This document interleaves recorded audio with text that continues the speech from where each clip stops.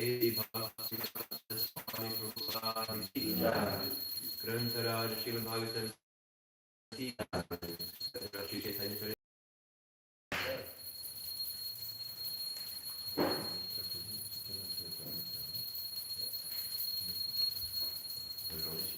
Charitamrita. Prabhu, no?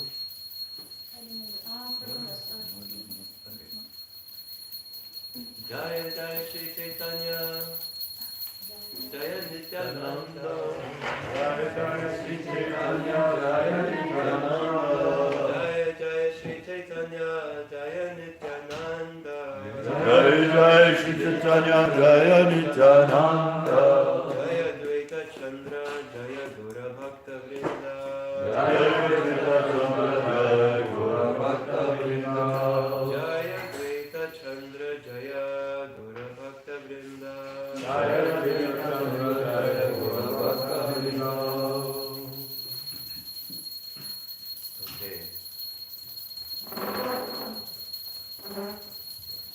So, today's class is on the 53rd verse of the first chapter of the Adi Lila of Sri Chaitanya Charitamrita. And normally I already feel embarrassed to be giving class in front of so many exalted persons who show up every day. But today we have an especially illustrious crowd with Sri Shantatma Prabhu and other senior devotees here. So please forgive me for daring to try and speak in front of you.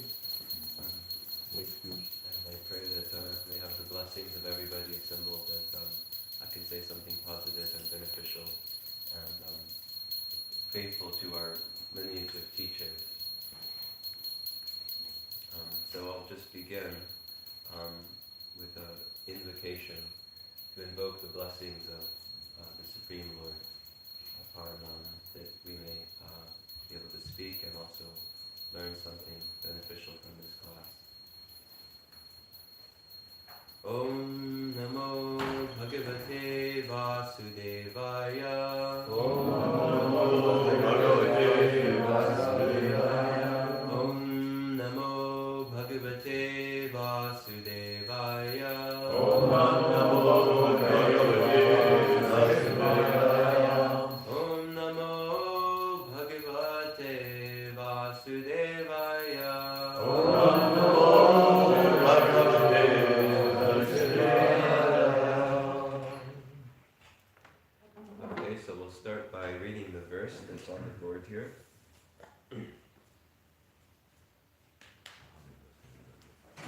Aham evasamevagre Aham-vivasamevagre Nanyadyat sadasat param Nanyadyat-sadasat-param Paschadaham yadetacha Paschadaham yadetacha Yo vashishyeta sosmyaham Yo vashishyeta sosmyaham Aham evasamevagre Aham-vivasamevagre Nanyadyat sadasat param Nanyadyat-sadasat-param Paschadaham yadetacha Paschadaham yadetacha Yo vashishyeta sosmyaham Yo vashishyeta sosmyaham Aham evasamevagre Aham-vivasamevagre Nanyadyat sadasat param Nanyadyat-sadasat-param Paschadaham yadetacha Paschadaham yadetacha Yo vashishyeta sosmyaham Yo vashishyeta sosmyaham. The C looks like an E. The one who is written looks like an E. It's not a standard C. So the two on this. Oh yeah, I see. Looks a bit funny. This one? All of them. No. All the C. Or the C. Down here as well. It's a little artistic. The fourth word.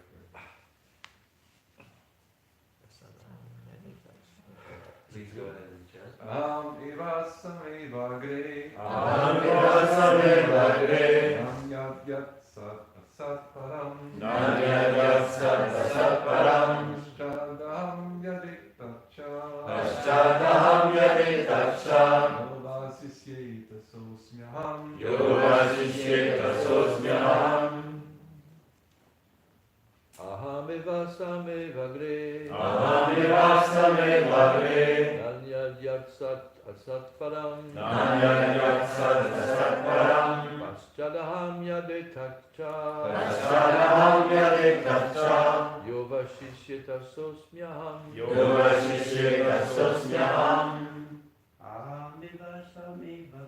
Ahamevasame vagre Nanyadyat asatparam Paschadaham yadetacha Yogavashishyeta sosmyaham. Ladies? Ahamevasame vagre Nanyadyat sadasatpaham Nanyadyat sadasatparam Paschadaham yaditascha Paschadaham yadetacha Yovashishyeta sosmyaham Yogavashishyeta sosmyaham. Okay, now we'll do the word for word meaning. Aham, Aham I, I, the personality of Godhead. the personality of Godhead. Eva, Eva, certainly. certainly. Asam, Asam, existed. existed. Eva, Eva, only. only. Agre, Agre, before the creation. before the creation. Na, Na, never. never. Anyat, Anyat, anything else. anything else. Yat, Yat, which. which. Sat, Sat, the effect. the effect. Asat, Asat, the cause. the cause. Param, Param, the supreme. the supreme. Paschat, Paschat, at the end. at the end. Aham, Aham, I, I, the personality of Godhead. the personality of Godhead. Yat, Yat, which. which. Etat, Etat, this creation. this creation. Cha, Cha, also. also. Yaha, Yaha, who. who. Avashishyeta, Avashishyeta, remains. remains. Saha, Saha, that. that. Asmi, Asmi, am. am. Aham, Aham, I, I, the personality of Godhead. the personality of Godhead. Translation, followed by purport, by His Divine Grace, Srila A.C. Bhaktivedanta Swami Prabhupada Ki. Jai. Prior to the cosmic creation, only I exist, and no phenomena exist, either gross, subtle, or primordial. After creation, only I exist in everything, and after annihilation, only I remain eternally. Purport. Quite a long purport. Good. Aham means I. Therefore, the speaker who is saying aham, I, must have his own personality. The Mayavadi philosophers interpret this word aham as referring to the impersonal Brahman. These Mayavadis are very proud of their grammatical knowledge, but any person who has actual knowledge of grammar can understand that aham means I, and that I refers to a personality. Therefore, the personality of Godhead, speaking to Brahma, uses aham while describing his own transcendental form. Aham has a specific meaning. It is not a vague term that can be whimsically interpreted. Aham, when spoken by Krishna, refers to the Supreme Personality of Godhead and nothing else. Before the creation, and after its dissolution, only the Supreme Personality of Godhead and his associates exist. There is no existence of the material elements. This is confirmed in the Vedic literature. Vasudevo va idam agra asin na brahma na cha shankaraha. The meaning of this mantra is that before creation, there was no existence of Brahma or Shiva, for only Vishnu existed. Vishnu exists in his abode, the Vaikunthas. There are innumerable Vaikuntha planets in the spiritual sky, and on each of them, Vishnu resides with his associates and his paraphernalia. It is also confirmed in Bhagavad Gita that although the creation is periodically dissolved, there is another abode which is never dissolved. The word creation refers to the material creation, because in the spiritual world, everything exists eternally, and there is no creation or dissolution. The Lord indicates herein, that before the material creation, he existed in fullness, with all transcendental opulences, including all strength, all wealth, all beauty, all knowledge, all fame, and all renunciation. If one thinks of a king, he automatically thinks of his secretaries, ministers, military commanders, palaces, and so on. Since a king has such opulences, one can simply try to imagine the opulence of the Supreme Personality of Godhead. When the Lord says, Aham, therefore, it is to be understood that he exists with full potency, including all opulences. The word Yat refers to Brahman, the impersonal effulgence of the Lord. In the Brahma Samhita, it is said, Tad Brahma Nishkalamanantam Ashesha Bhutam. The Brahman effulgence expands unlimitedly, just as the sun is a localized planet. Although the sunshine expands unlimitedly from that source, so the Absolute Truth is the Supreme Personality of Godhead, but his effulgence of energy, Brahman, expands unlimitedly. From that Brahman energy, the creation appears, just as a cloud appears in sunshine. From the cloud comes rain, from the rain comes vegetation, and from the vegetation come fruits and flowers, which are the basis of subsistence for many other forms of life. Similarly, the effulgent bodily luster of the Supreme Lord is the cause of the creation of infinite universes. The Brahman effulgence is impersonal, but the cause of that energy is the Supreme Personality of Godhead. From him, in his abode, the Vaikunthas, this Brahma Jyoti emanates. He is never impersonal.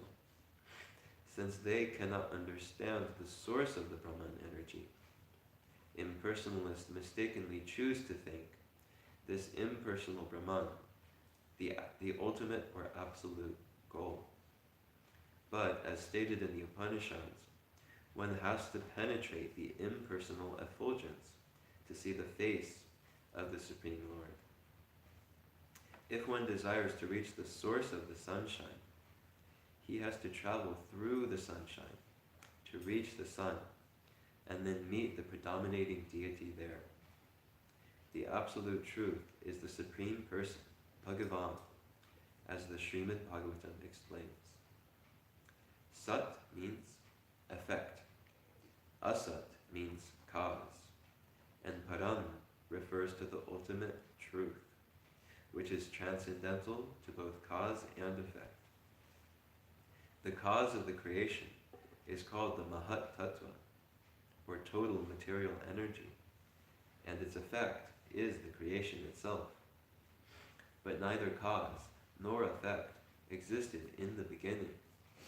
They emanated from the Supreme Personality of Godhead, as did the energy of time. This is stated in the Vedanta Sutra, Janmadhyasya Yataha. The source of birth of the cosmic manifestation, or Mahat Tattva, is the personality of Godhead.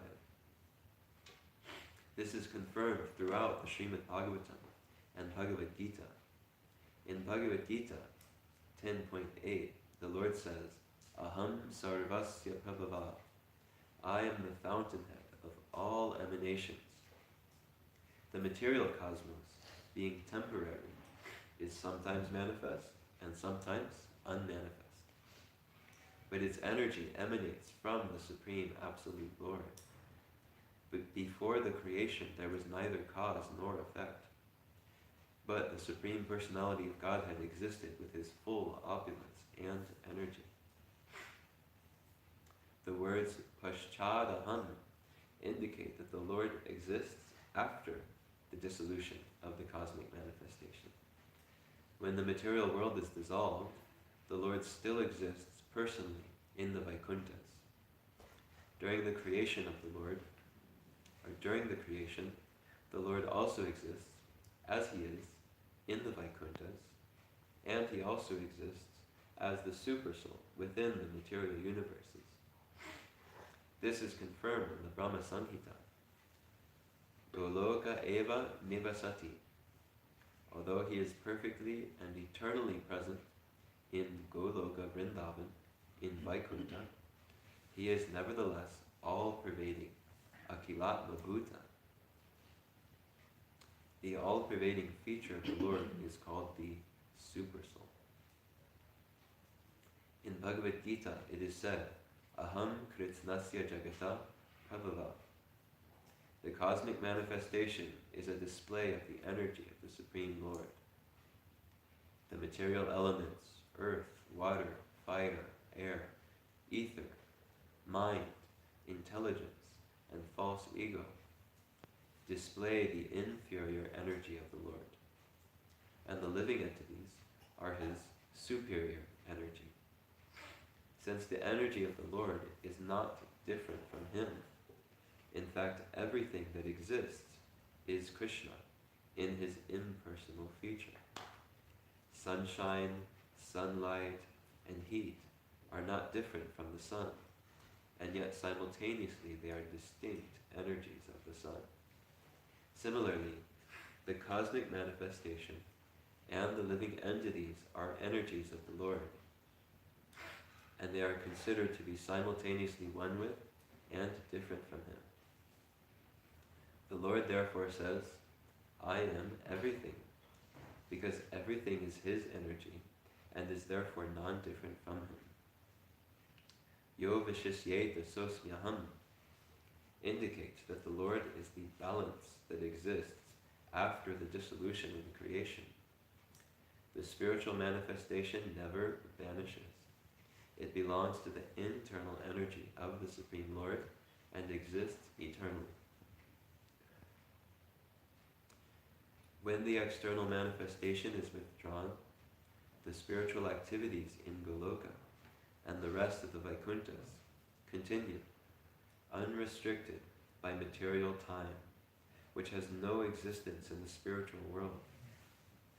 Therefore, in Bhagavad Gita, it is said, Yad gatva nanivartante tad dhamma paramam mama. The abode from which no one returns to this material world is the supreme abode of the Lord. Bhagavad Gita 15.6. Okay, we got through it. We managed to read the whole thing. So before I start speaking on this, I'll just say a few prayers to invoke blessings.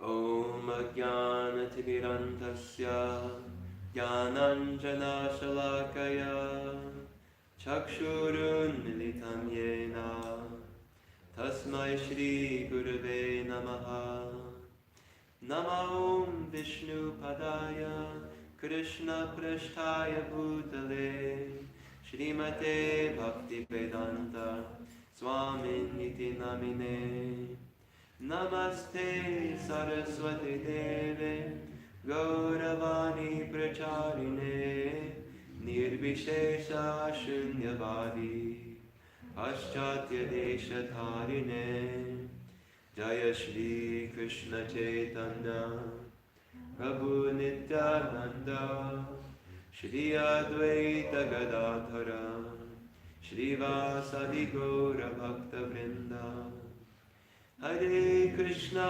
Krishna Krishna Hare Hare Hare Rama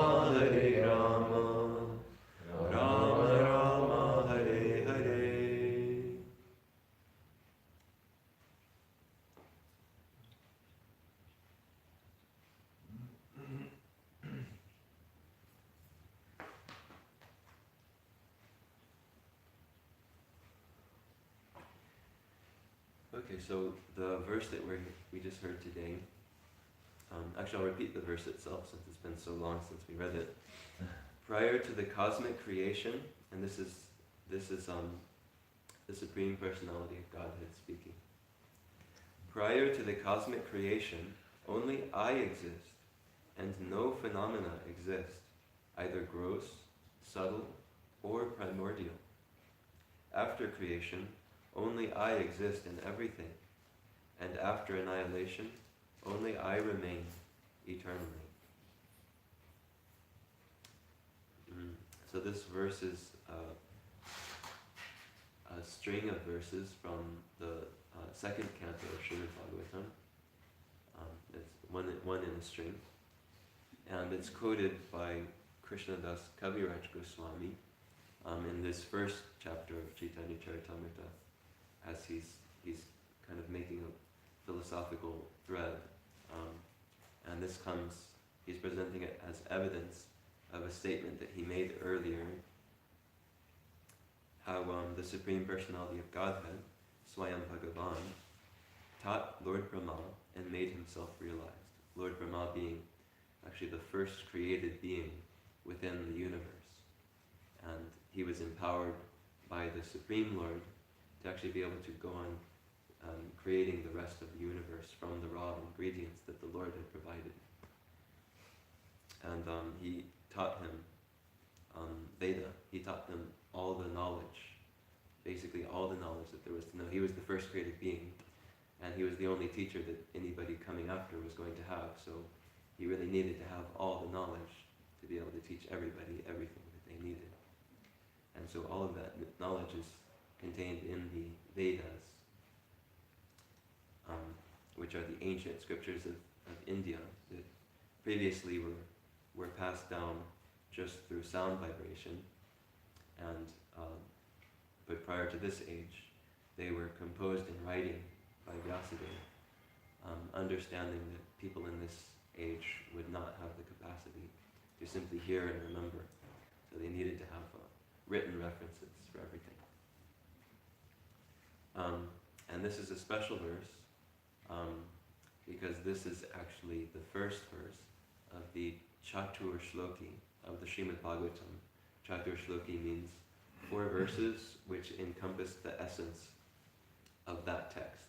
So Bhagavad Gita has its Chatur Shloki, 4 verses starting from chapter 10 verse 8 that encapsulate the meaning of the whole Bhagavad Gita in a nutshell, encapsulate its message and purpose. And so in the second canto, these 4 verses come. So this is the first of one of them. And so we can imagine that that's likely why we have such a long purport here, because it's actually, these verses, since they're meant to say so much in such a little space, they're very dense with meaning. So I'm not going to be able to unpack everything within the next, within such a short time and with my own short capacity.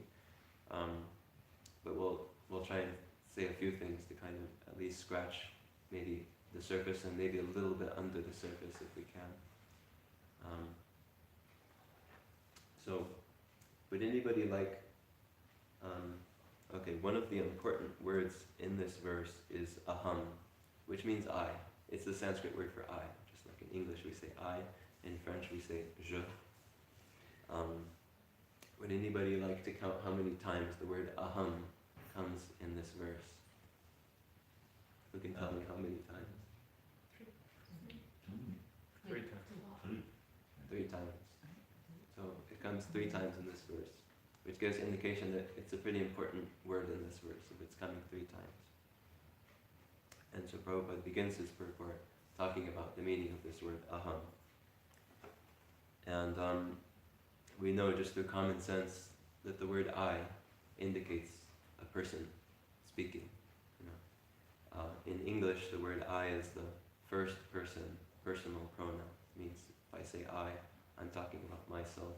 I'm not talking about you or him or an object like a desk or a cup. Prabhupada points points out, however, that those persons belonging to a group of philosophers known as the Mayavadis, who are impersonalists, meaning they take an impersonal interpretation to the descriptions of God found in the Vedas, to the descriptions of the Supreme, and they consider the impersonal, all-pervading aspect of the Supreme to be the absolute topmost realization of the absolute truth. And so they interpret this word aham as, although Krishna is speaking, or Vishnu is speaking, the Supreme Person is speaking, their consideration of this statement is that, well, he's not talking about himself actually as a person, like standing before Brahma and speaking to him. He's actually referring to this all-pervading spiritual essence that is at his root. So Prabhupada first of all addresses this point by saying that actually anybody who has a basic understanding of grammar will know that the word I just refers to a person. It refers to specifically the person speaking. So just like if you've ever taken a second language class, whether it's English or French or Spanish, you know that one of the first things you're going to learn is the pronouns. How do I say I, you, he, we, they? And you probably learned that I means I, the person speaking, and there was never any other definition of that word, I, or je, or yo, or ich, depending on the language. It's always that it refers to the person speaking. And there probably wasn't in your English textbook a side note that said, well, it could be that person, when they say I, is just kind of talking about their general aura, or maybe the general atmosphere of the room they happen to be in at the moment. Like, they might sometimes say, I am wood and marble. In that case, it means he's sitting in a room full of wood and marble. That's one aspect of grammar. We didn't find any description like that. However, when Krishna, also in the Bhagavad Gita, Krishna says to Arjuna, you should think of me, become my devotee, offer your homage unto me, worship me, offer your obeisances to me, and ultimately surrender to me. Well, there's one Mayavadi commentator who says that when Krishna says to Arjuna, you should surrender to me, he was saying you should actually surrender to the all-pervading, unborn essence, spiritual essence that's within me, not actually to the person of Krishna. But this is, anybody with a basic understanding of grammar can understand. There's really no reason that a person with intelligence would feel a need to interpret the statement that way. Just like if I were sitting here and I were saying, I'm thirsty. Let's say I didn't have a glass of water here, and I said, I'm thirsty. And then somebody were to interpret that as, well, actually what Shantatma is saying is, it's not actually that he, the person, is thirsty, but he as kind of a general essence of the situation we're in right now is thirsty. Which means if I just open the window and let some of the morning dew in, some of the moisture in, then that will satisfy his thirst. It would be a very unusual interpretation. So Prabhupada is saying that actually we just need to understand that when Krishna says, I existed before the creation and I'll continue to exist after the creation, it's actually referring to him as a person, which is indicating that the Supreme, or the Absolute Truth, is actually a person. And although that impersonal, all-pervading essence is part of his existence, just as the sunshine is part of the existence of the sun globe, but still he ultimately is a person who has relationships, and he has a relationship with each one of us. And just as we interact and reciprocate in various kinds of relationships, so he is also doing that. And that's part of his eternal nature. It's not just a temporary manifestation of his nature while he comes to this world.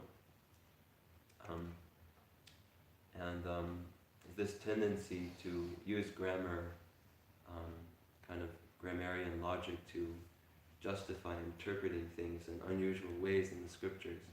This was pointed out by Lord Chaitanya in one of his interactions with a person who was senior to him in his pastimes. So Lord Chaitanya was invited by Sarvabhauma Bhattacharya, a great teacher, to become his student. And Lord Chaitanya sat in his class and heard him continually for 7 days as he explained the Vedanta Sutra, one of the essential Vedic texts. And but he was a bit of an unusual student, the Bhattacharya found, because he didn't make any comments and he didn't ask any questions, and he just sat there silently. So at the end of 7 days, Sarvabhauma Bhattacharya was wondering if he had understood anything at all. So he wanted some feedback, just like kind of when you're talking to somebody, you kind of rely on getting a little bit of feedback from their kind of reaction, facial gestures, or if you're giving class, you may want to read the feedback of the people in the class to try and understand if did they appreciate my joke? Was it a bad joke? Nobody laughed? Or is everybody falling asleep? I need to make my class a little bit more interesting. So he was really quite perplexed as to why he's just sitting there and not saying anything. So finally he asked him, "You've just been sitting here silently, you haven't said anything yet. Are you understanding what I'm saying? Are you understanding the Vedanta Sutra?" And Lord Chaitanya replied, "Well, actually, I am understanding the Vedanta Sutra perfectly, but I haven't understood a word that you've said." And he described that actually the Vedanta Sutra is about as clear as the sun, as the sunshine.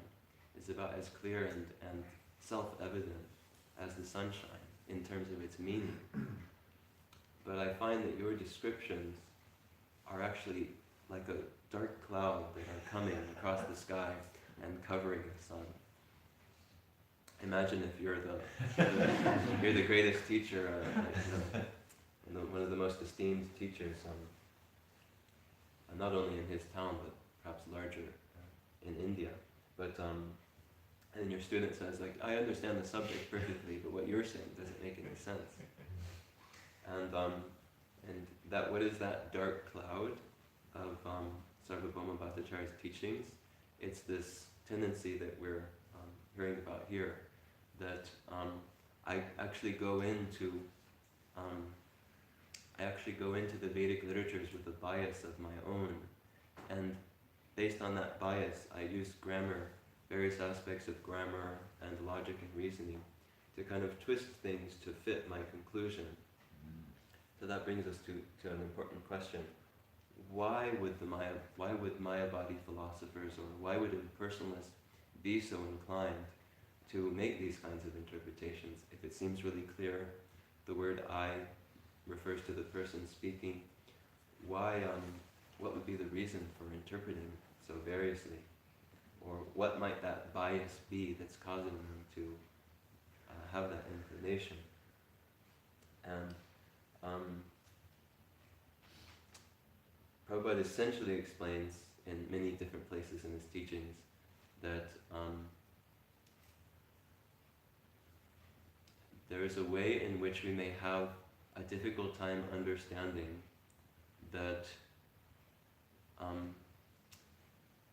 that form and personality can be spiritual, that relationships can be spiritual. And the way that comes about is that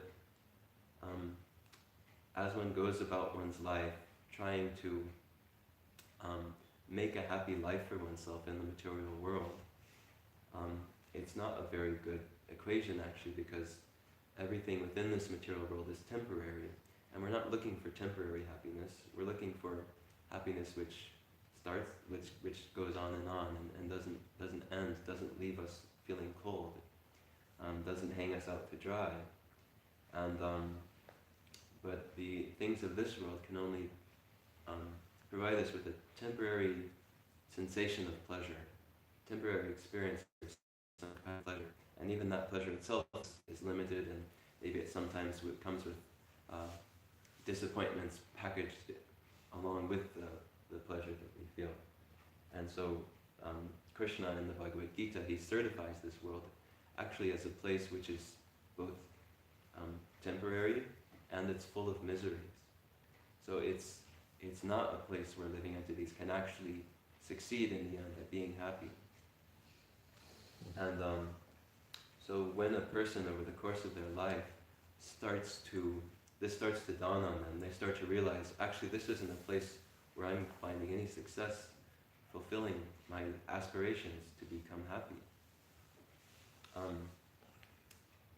In fact, so many aspects of my life, ultimately, the relationships that I've had, the very body that I'm inhabiting, and its form, they're actually sources of misery. How are the relationships sources of misery?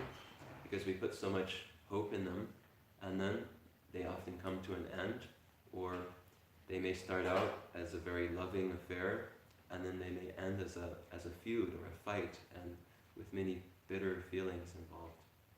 And these are common occurrences, and we start out as young men and women with very beautiful bodies, and over the course of time, those bodies start to break down and they don't work as well.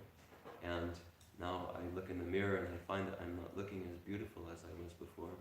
And people who were very, very interested in me before, they're no longer interested in me. In fact, I almost just blend into the background, and even nobody really, at least the young people, they don't even notice me. And I'd like to interact with them and still have all the same kind of enjoyable experiences I used to have in my youth. What happened?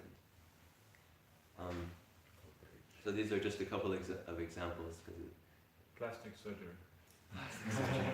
Yes, that's one possibility. And you better hope your doctor doesn't botch it, because then the result will be worse than before. Yeah, so these are just a couple of examples. So when one realizes this, they start to feel like actually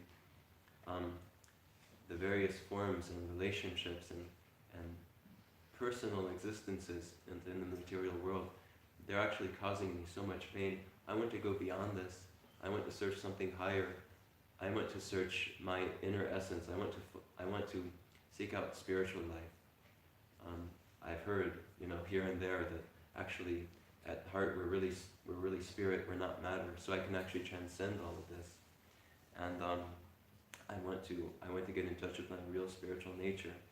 But due to having had so many unfavorable, unpalatable, and even miserable experiences in relationships and with personalities, different kinds of persons, we tend to put that all in the material category and think that, okay, I want to do away with all that. And what spirit is, spirit means it's just an all-pervading light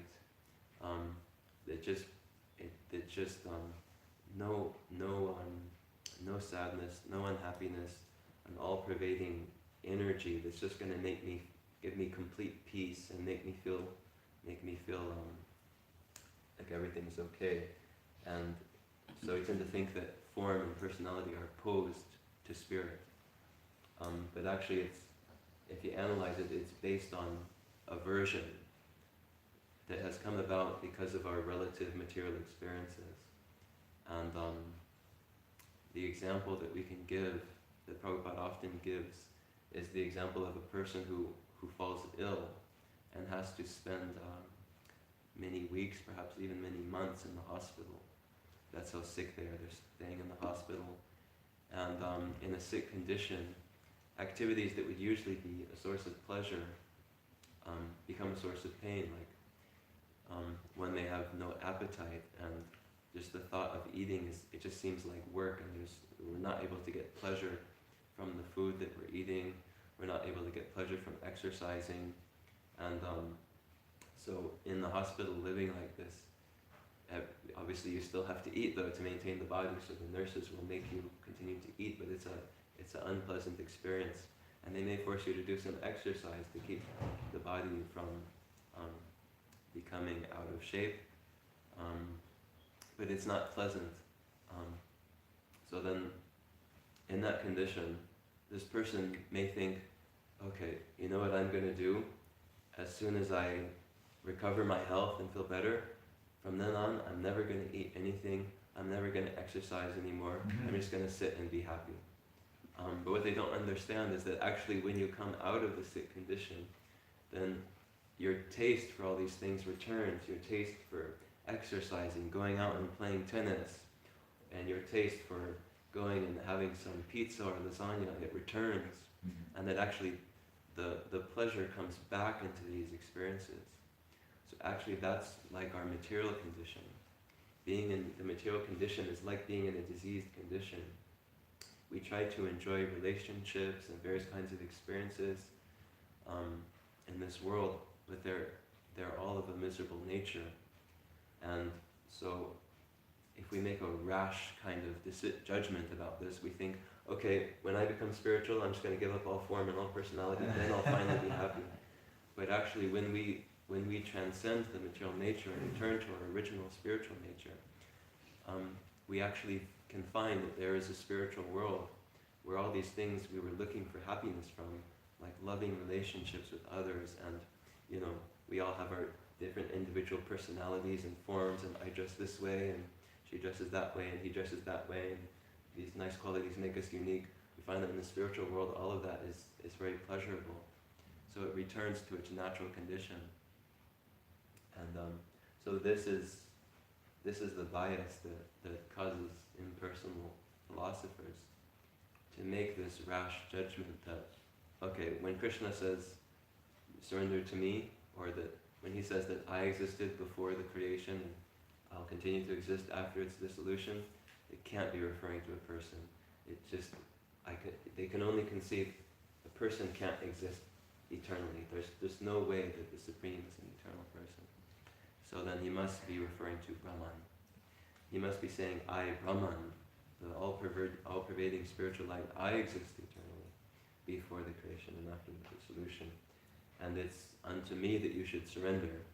And of course, surrendering to an impersonal light could not mean anything other than just kind of merging into the personal light. Whereas surrendering to a person, we know that means that I use my mind and my senses and my limbs to serve that person for their pleasure. And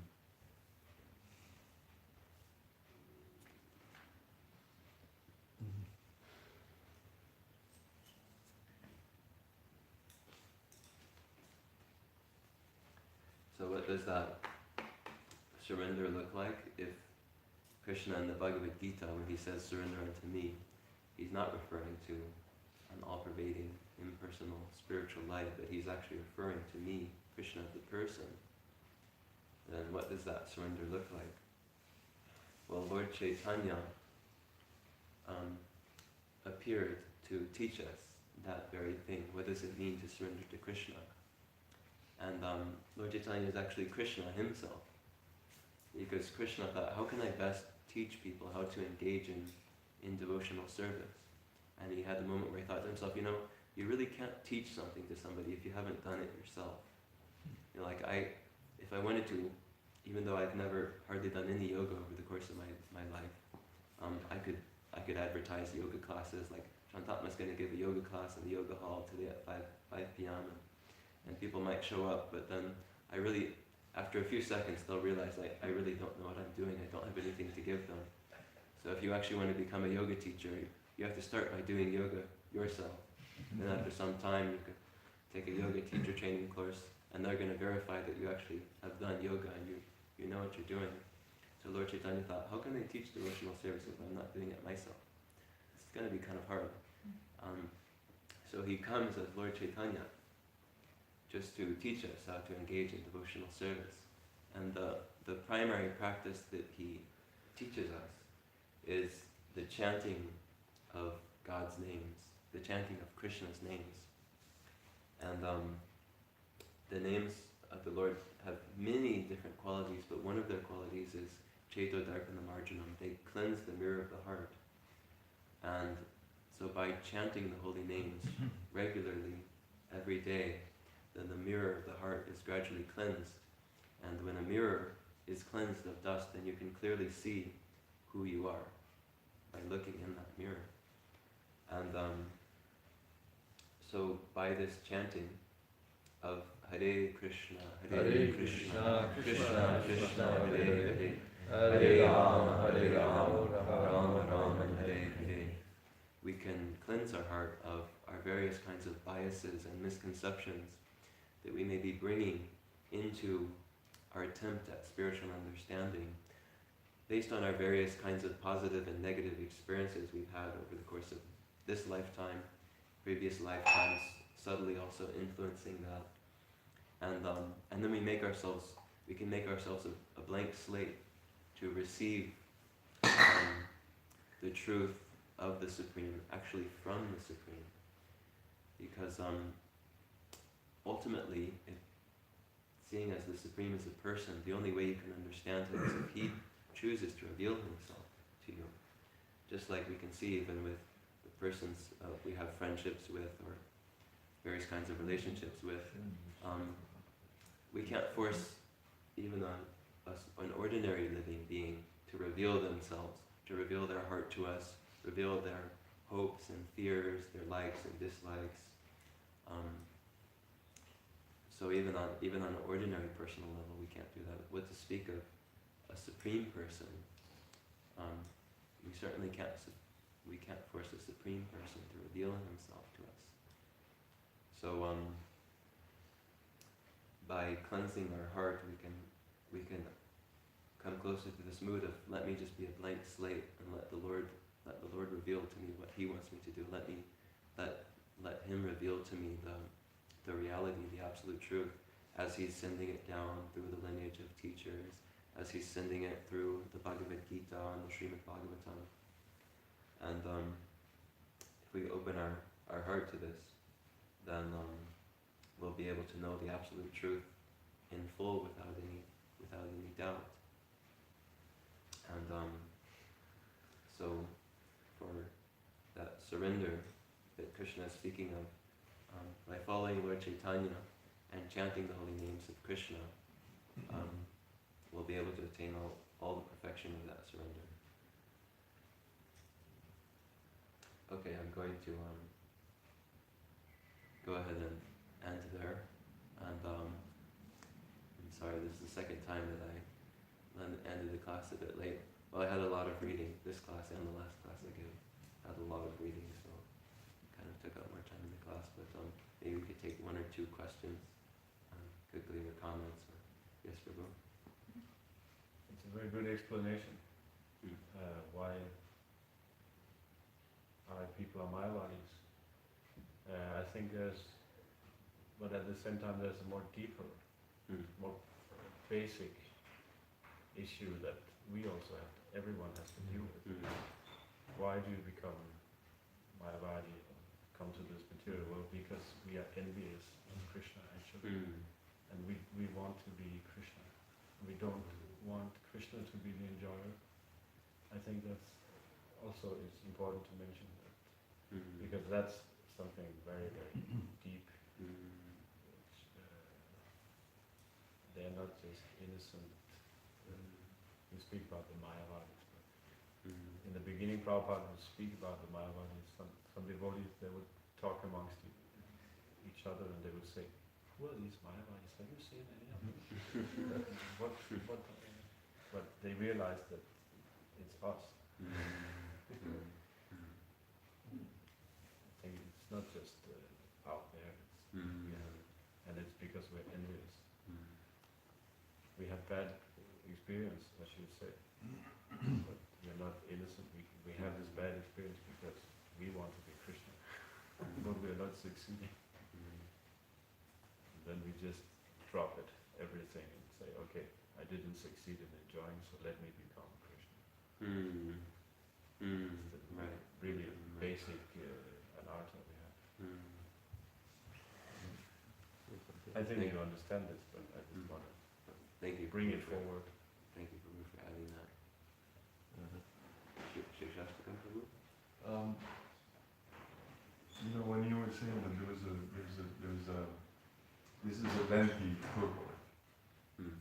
And my thought was, Srila Prabhupada was so ferocious, so adamant of fighting somehow or other these ideas of impersonalism. We've seen it in so many discourses of these comments or any purport. So I think one of the reasons Prabhupada is actually wanting to give a lot of instructions in this way.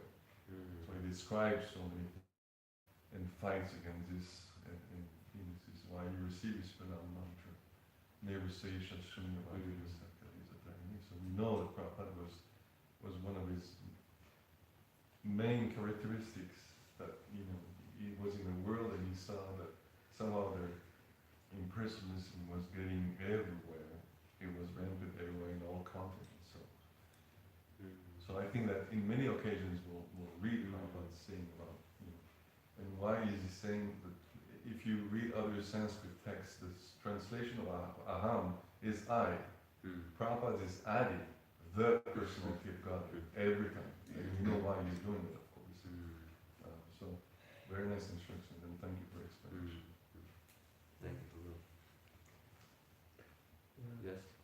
One thing about the behavior of the Brahmins at that time of Sarvabhauma Bhattacharya, because he was a very, very great, very intelligent, he's an incarnation of, I think, Brihaspati, or anyway. He was so intelligent that he went to the Nyaya school, school of logic, and because then he had the mentality of having learned about the Nyaya philosophy to have it spread for everybody, let everybody. But the Brahmins of the school, they prevented him to do that. So what he did, actually, he memorized the entire knowledge of the school itself. He knew everything. He couldn't memorize everything. And once he was out of school, he started spreading it. And the Brahmins, they wanted to kill him. Just because he was giving knowledge, he was about to be killed. It's very dangerous. And something also very interesting about the strategy of Chaitanya Mahaprabhu is that he was not going to preach to each Dick, Tom and Harry, as you say. He would go to the big personalities, like Sarvabhauma Bhattacharya, and defeat them. And because these people had many followers, everybody would follow, He had this, we know this one which was, walking on his elephant. He was Digvijay, big personality. He defeated him. And also this in Varanasi, the head of the Mayavadis, whose name was? But Prakashananda Sarasvati. No, he was doing the big guys, defeated them, so everybody would. Interesting. If Krishna cannot be a person, they say that's a limitation in Mayavadis. That if you're a person, you're limited. But if you think about it, it's a limitation, then you cannot be a person. You're not allowed to be a person. It's a limitation. We are persons, but God cannot. Thank you, Prabhu. I'll go ahead and end the class. We've already gone over a little bit. Srila Prabhupada ki. Grantaraja Srimad Chaitanya Charitamrita ki. I just have a question about grammar, actually, English grammar. Because Bhagavati mentioned that you cannot say fruits in English. You only have the general form of fruit. Is that correct in America too, or just in England? Can you use the plural form of fruits? I mean, in Prabhupada's books, it's I don't know if it